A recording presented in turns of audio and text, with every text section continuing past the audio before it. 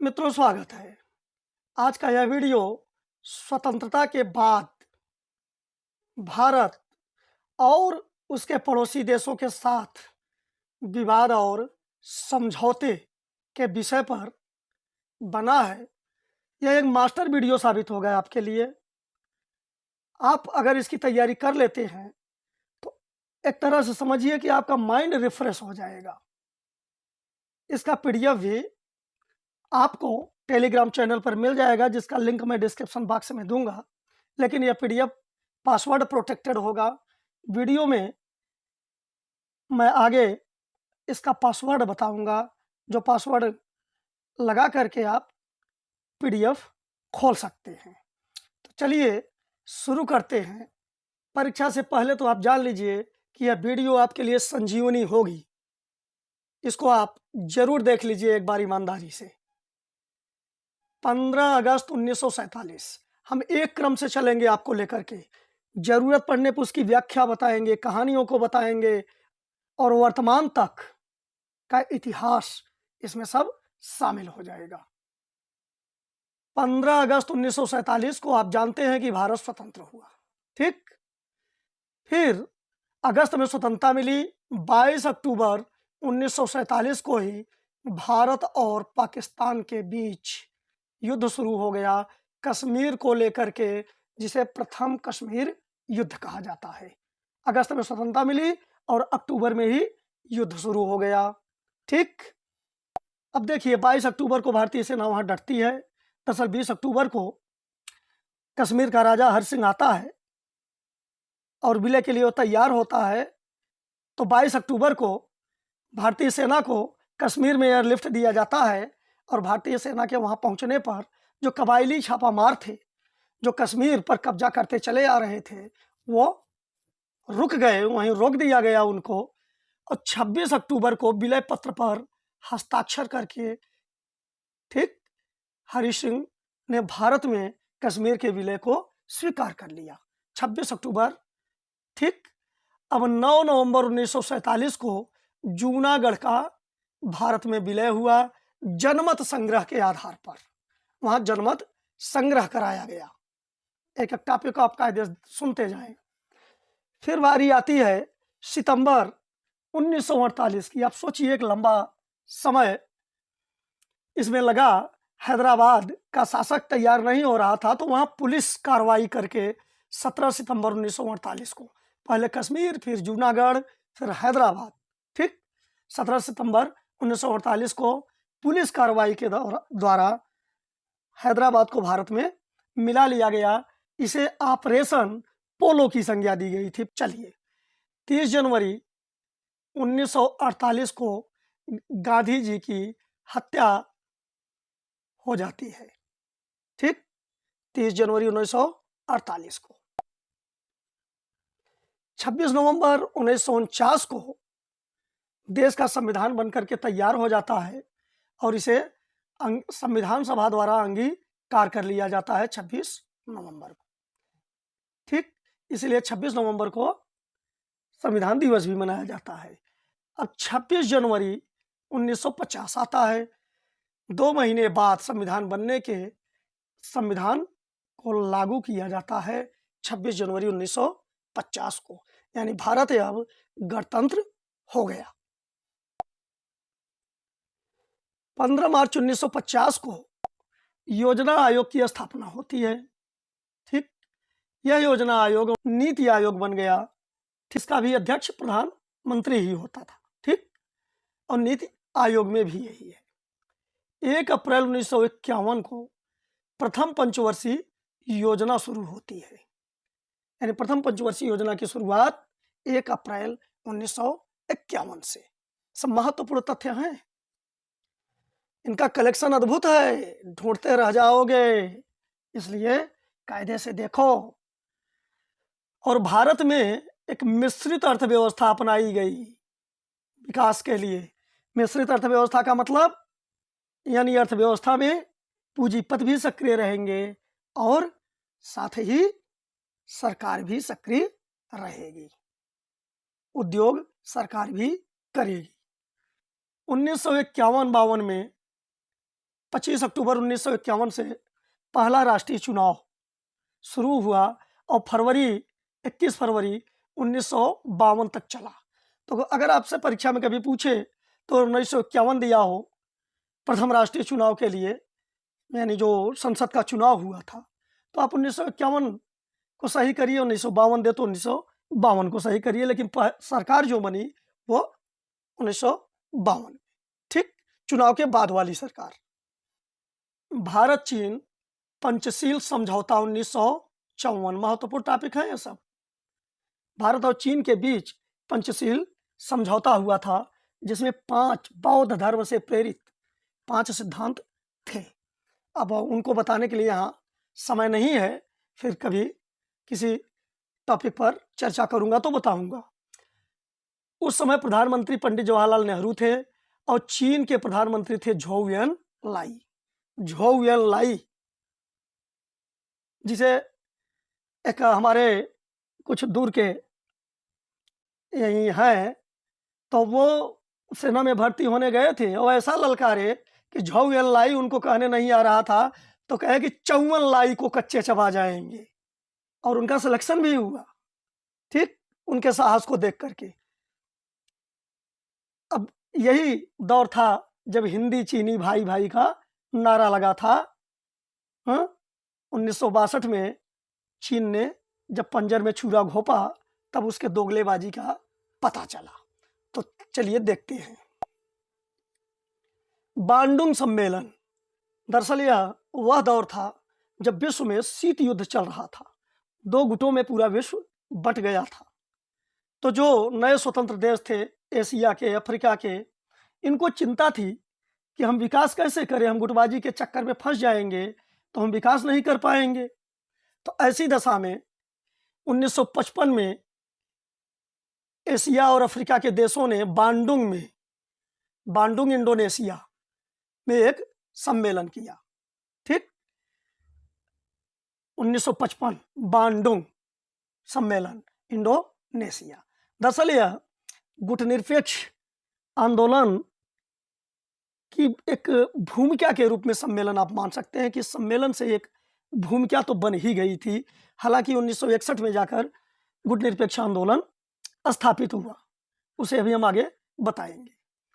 1956 में भाषाई और जातीय आधार पर राज्य पुनर्गठन अधिनियम बनाया गया। दरअसल आंध्र प्रदेश के थे एक श्री रामलुलु, वो 1952 में आंध्र राज्य बनाने के लिए आमरण अनशन किए थे, उसमें उनकी मृत्यु भी हो गई थी। तो 1956 में भाषाई और जातीय आधार पर राज्य पुनर्गठन अधिनियम बनाया गया था, और इस आधार पे, यानी भाषा के आधार पर, सबसे पहला जो राज्य बनने वाला था वह आंध्र प्रदेश पहला राज्य बना 1956 में, 1 नवंबर 1956 को, ठीक।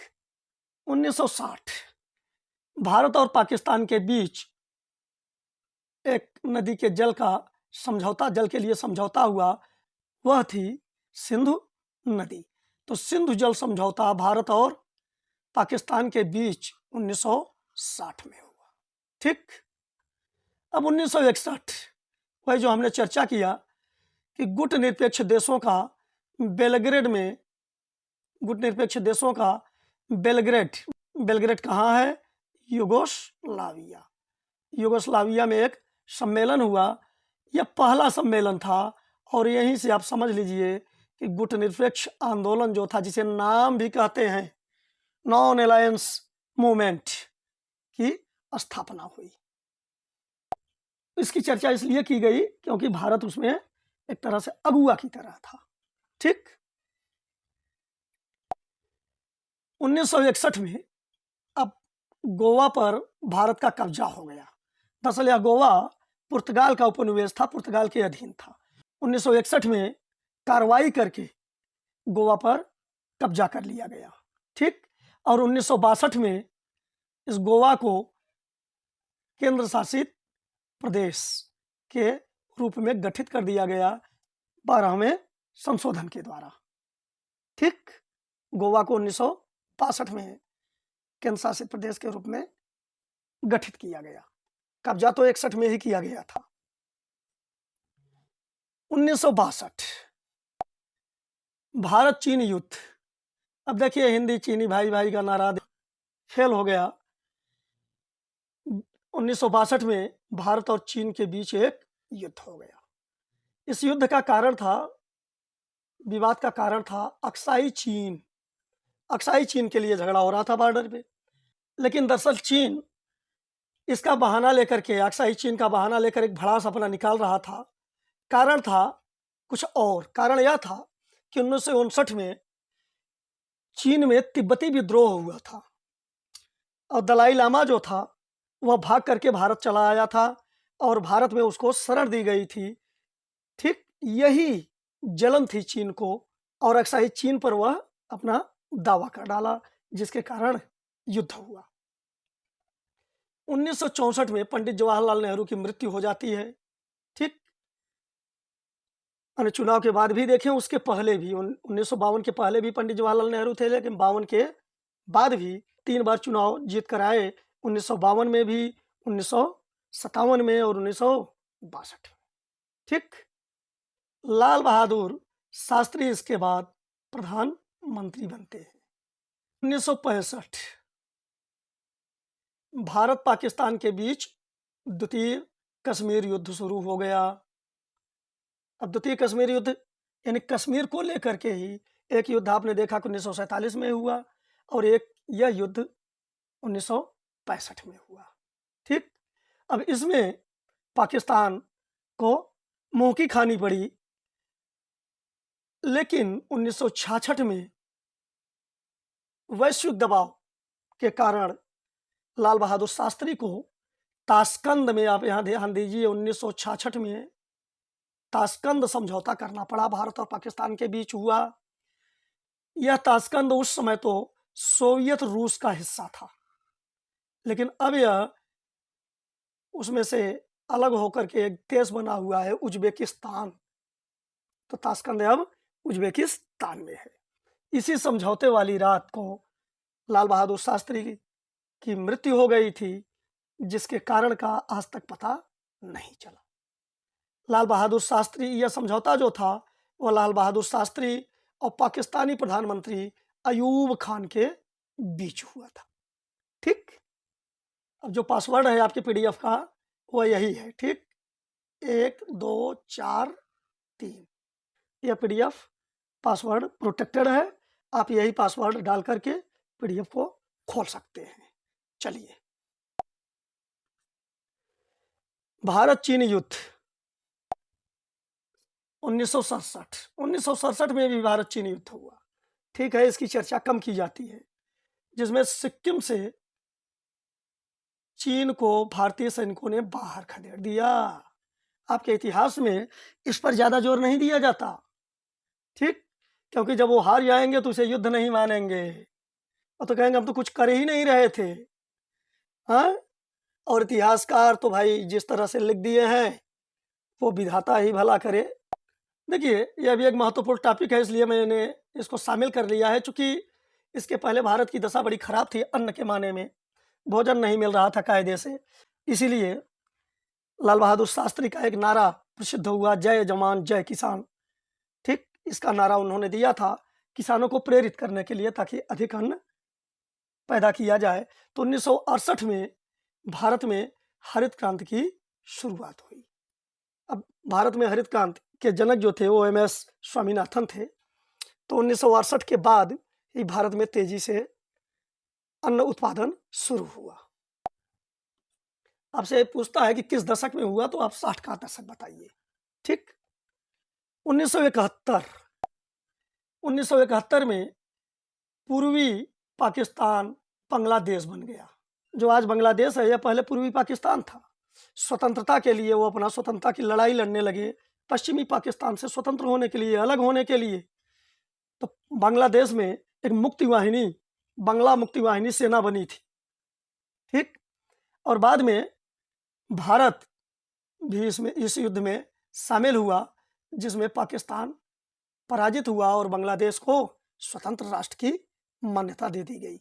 इस युद्ध में भारतीय सैनिकों ने 93,000 पाकिस्तानी सैनिकों को बंदी बना लिया था। अब 1971 के भारत पाकिस्तान युद्ध के बाद एक शिमला समझौता हुआ। वैश्विक दबाव, हमेशा वैश्विक दबाव रहता था भारत पर, क्योंकि अब तक की जो अंतर्राष्ट्रीय राजनीतिक परिदृश्य थी वह यह थी कि भारत को कमजोर करने के लिए अमेरिका हमेशा पाकिस्तान के साथ था। और यही 71 और 72 का समय था जब अब भारत जो है वह अपने नॉन अलायंस मूवमेंट से हट करके रूस के साथ 20 वर्षीय समझौता किया था। इसीलिए हम अक्सर सुनते हैं कि रूस हमारा बहुत पुराना मित्र है। तो 1972 में एक शिमला समझौता हुआ। श्रीमती इंदिरा गांधी और जुल्फिकार अली भुट्टो के बीच हस्ताक्षर हुआ था। ठीक, इसमें यह समझौता हुआ था कि भारत और पाकिस्तान के बीच जो भी विवाद है वह आपसी बातचीत के आधार पर हल किया जाएगा, इसे अंतर्राष्ट्रीय स्तर पर नहीं उठाया जाएगा। ठीक, लेकिन ऐसा कुछ हुआ नहीं। 18 मई, यहाँ देखिए में मिसप्रिंट हो गया है, यह दरअसल 18 मई है। 18 मई 1974 को पोखरण में, यानी राजस्थान में है या पोखरण, पहला परमाणु परीक्षण भारत ने किया। श्रीमती इंदिरा गांधी प्रधानमंत्री थी। ठीक, उन्होंने अपना चंडी का रूप दिखाया था विश्व को, और 18 मई 1974 को पोखरण में भारत का पहला परमाणु परीक्षण संपन्न हुआ था। तिलमिला गया था पूरा विश्व। इसी पर एक कवि ने कहा कि उनकी हर रात मनती है दिवाली, हमने एक दीपक जलाया तो बुरा मान गए। इस परमाणु परीक्षण का नाम क्या था? स्माइलिंग बुद्धा, मुस्कुराता हुआ बुद्धा, यानी बुद्ध। ठीक, यानी हम परमाणु परीक्षण भी करते हैं तो उसमें भी सत्य अहिंसा का सुगंध डाल देते हैं। चलिए, 25 जून 1975, ठीक, यह भारतीय इतिहास में बहुत चर्चित समय है। देश में आपातकाल लागू किया गया। श्रीमती इंदिरा गांधी के द्वारा अपनी कुर्सी बचाने के लिए, ठीक, उस समय राष्ट्रपति महोदय थे फखरुद्दीन अली अहमद। ठीक, नेक्स्ट, और यह आपातकाल मार्च 1977 तक चला था। 1984 जून 1984 में ऑपरेशन ब्लू स्टार, आप इसको याद रखिए, ऑपरेशन ब्लू स्टार, जो स्वर्ण मंदिर में, अमृतसर में जो स्वर्ण मंदिर है, उसमें यह चलाया गया था। खालिस्तानी जो समर्थक थे उनके विरुद्ध, भिंडरावाला जो फेमस था। ठीक, वहाँ बहुत बड़ा जखीरा औजारों का, हथियारों का वह बना रखा था खालिस्तान प्रांत बनाने के लिए, उसको अलग करने के लिए। तो श्रीमती इंदिरा गांधी उसके खिलाफ एक ऑपरेशन चलाई जिसे ऑपरेशन ब्लू स्टार कहते हैं। इसमें काफ़ी सिखों की हत्या हुई थी, और इसीलिए अब देखिए जून 1984 में ऑपरेशन ब्लू स्टार होता है, और 31 अक्टूबर 1984 को ही श्रीमती इंदिरा गांधी की उनके ही अंगरक्षकों द्वारा हत्या कर दी जाती है। ठीक, ये अंगरक्षक भी सिख ही थे। इसके बाद राजीव गांधी प्रधानमंत्री बनते हैं। 1984 की ही एक प्रसिद्ध घटना है, यह बहुत ही बड़ी त्रासदी थी, यह परीक्षा के लिए बहुत इंपॉर्टेंट टॉपिक है। 1984 में भोपाल गैस त्रासदी। यह भोपाल गैस त्रासदी क्या था? दरअसल 2 से 3 दिसंबर की रात्रि को एक यूनियन कार्बाइड नामक संयंत्र था, यूनियन कार्बाइड नामक एक कंपनी थी, संयंत्र था, जिससे मिथाइल आइसोसाइनेट नामक गैस लीक हो गया था, और काफ़ी लोग इसमें मर गए थे। मिथाइल आइसोसाइनेट, यह परीक्षा में पूछता है कि भोपाल गैस त्रासदी में किस गैस का रिसाव हुआ था या किस संयंत्र से हुआ था। तो यूनियन कार्बाइड नामक संयंत्र से। ठीक 1987 में अब प्रधानमंत्री श्री राजीव गांधी थे, उन्होंने श्रीलंका में एक भारतीय शांति सेना भेजा। दरअसल वहाँ लिट्टे चरमपंथी अपना आतंक मचा रखे थे, तो श्रीलंका के साथ अपने संबंध को अच्छा बनाने के लिए एक भारतीय शांति सेना श्री राजीव गांधी ने श्रीलंका भेजा था। ठीक यहाँ हमने बता दिया कि उस समय प्रधानमंत्री श्री राजीव गांधी थे। 1991 को देखते हैं। अब 21 मई 1991 को राजीव गांधी की हत्या कर दी गई थी। तमिलनाडु में एक चुनावी सभा को संबोधित कर रहे थे, तो एक आत्मघाती महिला अपने शरीर में ही बम लेकर के वह विस्फोट करा दी थी उनके पास जाकर के। इसके बाद पीवी नरसिम्हा राव प्रधानमंत्री बनते हैं। 1951 देश की आर्थिक स्थिति बड़ी गड़बड़ थी उस समय, तो आर्थिक उदारीकरण की नीति अपनाया। अब यहाँ ध्यान दीजिए, आप आर्थिक उदारीकरण अपनाया गया। ठीक, और निजीकरण की नीति आई। इसे नई आर्थिक नीति भी कहते हैं, परीक्षा के लिए बहुत इंपॉर्टेंट है। ठीक, कि आर्थिक उदारीकरण की नीति कब अपनाई गई, ठीक, या आर्थिक उदारीकरण निजीकरण की नीति अपनाई गई, या नई आर्थिक नीति कब घोषित की गई। तो 1991 में उस समय प्रधानमंत्री थे श्री पीवी नरसिम्हा राव और वित्त मंत्री थे महान अर्थशास्त्री डॉक्टर मनमोहन सिंह। ठीक, देश की अर्थव्यवस्था को संभालने में डॉक्टर मनमोहन सिंह का बहुत योगदान रहा है। चलिए 1998 में पोखरण में दूसरा परमाणु परीक्षण हुआ। आप ध्यान दीजिए, इस समय अटल बिहारी वाजपेयी प्रधानमंत्री थे। एक 11 मई को परीक्षण किया गया, 11 मई को 3 परीक्षण किए गए थे, और दूसरा परीक्षण हुआ 13 मई को, जिसमें 2 परीक्षण किए गए थे। यानी कुल 5 परीक्षण किए गए थे। पूरा विश्व भौचक्का हो गया था। ठीक, किसी को पता नहीं चला था यह परीक्षण कब, कि इस परीक्षण की तैयारी कब हुई और इसे अंजाम कब दिया गया। और इस परीक्षण का नाम था ऑपरेशन शक्ति। ऑपरेशन शक्ति। यह दूसरा परमाणु परीक्षण 1998 में था। 1974 वाला हमने बताया, उसका नाम था स्माइलिंग बुद्धा। ठीक, नेक्स्ट, लाहौर घोषणा पत्र 1999। श्री अटल बिहारी वाजपेयी प्रधानमंत्री थे, वो नवाज शरीफ के साथ एक समझौता किए थे जिसे लाहौर घोषणा पत्र कहा जाता है। उस पर श्री अटल बिहारी वाजपेयी और नवाज शरीफ का हस्ताक्षर था। इस घोषणा पत्र में मूल बात यह थी कि एक सौहार्दपूर्ण और शांतिपूर्ण संबंध दोनों देश एक दूसरे के साथ विकसित करने का प्रयास करेंगे। ठीक, लेकिन जिसलिए पाकिस्तान, चीन जाना जाता है अपने दोगलेपन के लिए, 1999 में ही वह कारगिल में घुसपैठिए भेज करके भारत को मजबूर कर दिया कारगिल युद्ध लड़ने के लिए।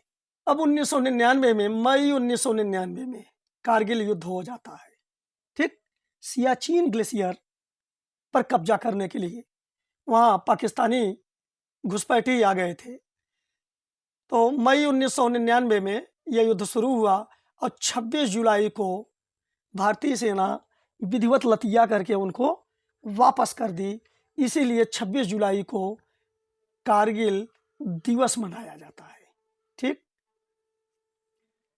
भारतीय सैनिकों ने पूरे विश्व को दिखा दिया कि हम ऊंचाई पर लड़ने के लिए या नीचे से भी ऊंचाई पर किस तरह से चढ़ करके शत्रुओं का वहां से सफाया कर सकते हैं। 26 जुलाई को कारगिल विजय दिवस भी मनाया जाता है, हमने बताया आपको। अब सन 2000 में भारत में 3 नए राज्य बनाए गए। एक छत्तीसगढ़, जो मध्य प्रदेश से अलग हुआ 1 नवंबर को। इसका क्रम भी पूछ देता है। तो पहले छत्तीसगढ़ बना 1 नवंबर को, फिर उत्तराखंड राज्य बना 9 नवंबर को, फिर झारखंड बना 15 नवंबर को। ठीक, नवंबर में ही सन 2000 में ये तीनों राज्य अस्तित्व में आए, छत्तीसगढ़, उत्तराखंड, फिर झारखंड, क्रमशः 1 नवंबर, 9 नवंबर और 15 नवंबर को। 2004 में हिंद महासागर में भूकंप व सुनामी आई, जिससे व्यापक जनधन की हानि हुई थी।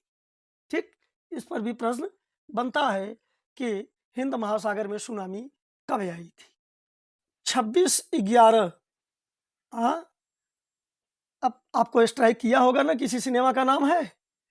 26/11/2008 को मुंबई में आतंकी हमला हुआ था। यह पाकिस्तान प्रायोजित आतंकवाद था। 29 सितंबर 2016 उरी पर पाकिस्तान आतंकवादियों ने हमला किया था, जिसके बदले में भारतीय सैनिकों ने लाइन ऑफ कंट्रोल यानी नियंत्रण रेखा को पार करके पाकिस्तान में यानी 1 किलोमीटर नियंत्रण रेखा के अंदर घुस करके सर्जिकल स्ट्राइक करके पाकिस्तानी सैनिकों को मारे थे। ठीक, उरी हमले के बाद 29 सितंबर 2016 को। ठीक, यानी सर्जिकल स्ट्राइक कब किया भारत ने? 2016 में। ठीक, 26 फरवरी 2019 फिर पाकिस्तानियों द्वारा एक और गुस्ताखी की गई।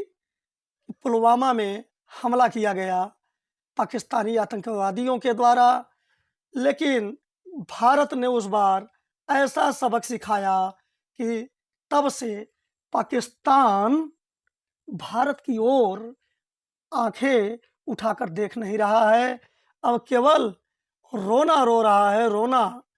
इसमें 26 फरवरी 2019 को भारतीय सैनिकों ने एयर स्ट्राइक कर डाला और पाकिस्तान में घुस करके आतंकवादी ट्रेनिंग सेंटर को नष्ट किया। सैकड़ों आतंकवादियों को मारा गया। ठीक, इतनी बड़ी दिलेरी एक तरह से भारत ने पहली बार दिखाई, और पूरे विश्व के वे देश जो अपने को दबंग और भारत को दबा हुआ समझ करके व्यवहार करते थे, उनको भी समझ में आ गया कि भारत अब बख्शने वाला नहीं है किसी को। चलिए आगे। 15 जून 2020 लद्दाख की गलवान घाटी में भारत तथा चीन के सैनिकों के बीच झड़प। इसमें चीन के सैनिक तो पूरी तैयारी से आए थे, राड वगैरह लेकर के, लेकिन भारतीय सैनिकों ने, इन भारत के माई के लालों ने केवल जय बजरंगबली कह के उनके गर्दन तोड़ तोड़ करके नदी में फेंक दिए। ठीक, तो चीन को अपनी सेना की औकात का पता चल गया। 9 दिसंबर 2022 अब चीन ने सोचा कि जो अपमान हुआ है इसको कैसे फिर से रीस्टोर करें, तो अरुणाचल प्रदेश के तवांग सेक्टर में भी भारतीयों के साथ एक झड़प हुई 9 दिसंबर 2022 को, और इसमें भी चीन को अपने मुंह की खानी पड़ी। भारतीय सैनिकों ने केवल धक्का मार मार के उनको भगा दिया। ठीक, दरअसल एक बात छूट गई है, वो भी आपको बता दूं कि इसी तरह सिक्किम के लिए चीन करता था, जिसे भारत ने 1975 में 36वां संविधान संशोधन करके उस सिक्किम को भारत का राज्य बना लिया। दरअसल इसके पहले भी सिक्किम भारत का ही संरक्षित था। ठीक, 9 से 10 सितंबर 2023 अब भारत अजूबे कर रहा है। भारत ने पहली बार अपनी नेतृत्व क्षमता दिखाते हुए G20 शिखर सम्मेलन की मेजबानी नई दिल्ली में किया। ठीक, G20 शिखर सम्मेलन 9 से 10 सितंबर को 2023 को भारत में हुआ, नई दिल्ली में। कुछ विशेष तथ्य है, इसे भी आप जरूर याद रखिए, क्योंकि यहाँ जो भारत के पड़ोसी देश हैं उनसे विवाद और समझौते की बात हो रही है।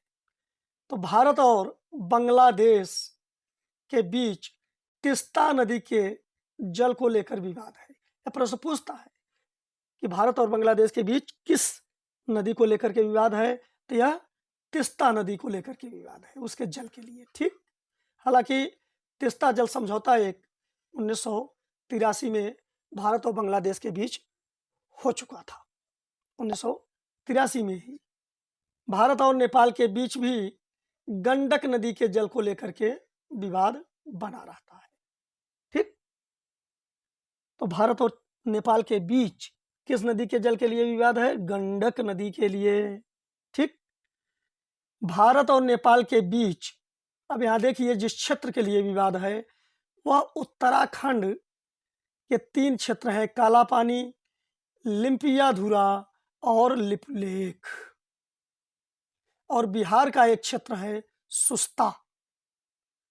इस पर नेपाल अपना एक गलत मैप जारी करके दावा ठोक दिया था। ठीक, हालांकि भारत ने इसे स्वीकार नहीं किया। एक और तथ्य आप जानिए, पाक जल संधि, नाम है पाक जल संधि, लेकिन यह भारत तथा श्रीलंका के बीच स्थित है। ठीक, ऐसा ना हो कि पाक जल संधि कह दे तो आप सोचिए पाकिस्तान के बारे में, वैसे तो भारत और पाकिस्तान के बीच कोई समुद्र नहीं है, तो ऐसा सोचना भी उचित नहीं है। आशा है यह वीडियो आपके माइंड को जरूर रिफ्रेश किया होगा। नई पुरानी चीज़ें एक साथ आ गई हैं, और कुछ चीज़ें आपको जो इसमें नहीं भी बताया गया होगा वो भी याद आपको आने लगी होंगी। ठीक, अगर वीडियो पसंद आया हो तो चैनल को सब्सक्राइब करिए, वीडियो को शेयर और लाइक भी करने की हो सके तो कोशिश करिए, अन्यथा आपको धन्यवाद तो दूंगा ही। समय देने के लिए धन्यवाद।